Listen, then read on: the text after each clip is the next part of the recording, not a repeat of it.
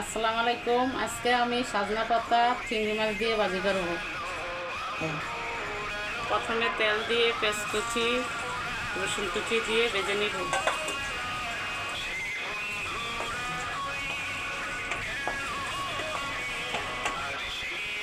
পেঁয়াজ ভাজা হয়ে গেছে, এখন আমি লবণ দিয়ে দিব, মরিচ দিয়ে দিব, চিংড়ি মাছ দিয়ে দিব।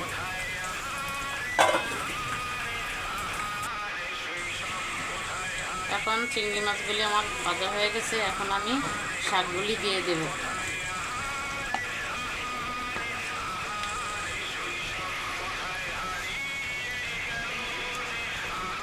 এখন কিছুক্ষণ নেড়ে ছেড়ে শাকগুলি ভেজে নেব।